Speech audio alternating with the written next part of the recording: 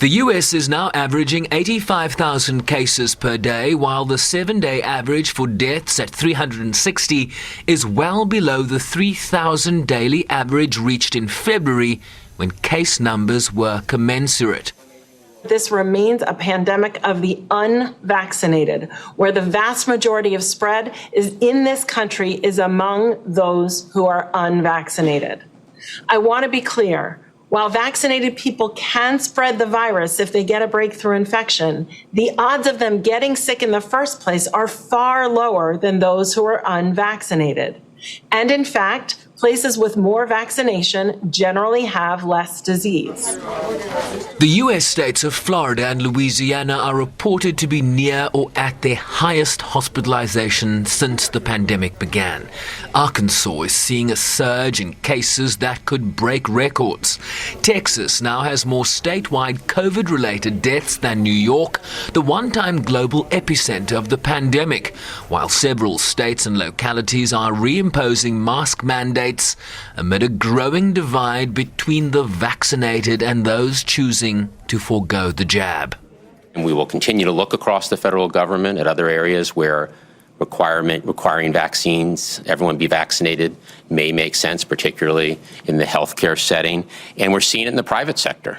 More and more companies are coming up with systems that are modeled after our system or similar to our system.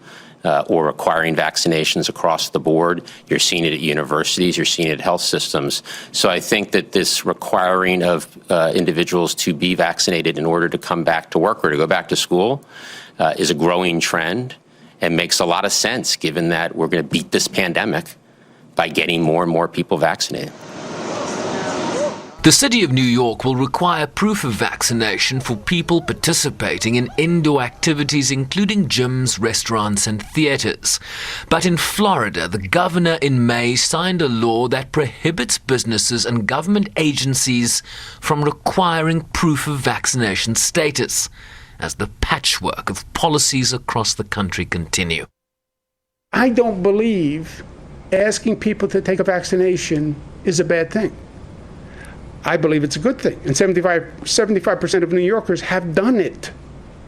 So it has been accepted as a social policy. And if you want to teach my kids, I think you should be vaccinated. And if you want to take care of my mother in a nursing home, I think you should be vaccinated. The silver lining, vaccination rates have begun to pick up again as 8 states with the highest case rates are now seeing an average increase in vaccinations of around 171%. Louisiana has seen a 302% increase in the average number of newly vaccinated per day. Mississippi, 250%. Alabama, 215%. And Arkansas, 206%. This increase in vaccination rates in states that have been lagging is a positive trend. Americans are seeing the risk and impact of being unvaccinated and responding with action. And that's what it's going to take to get us out of this pandemic.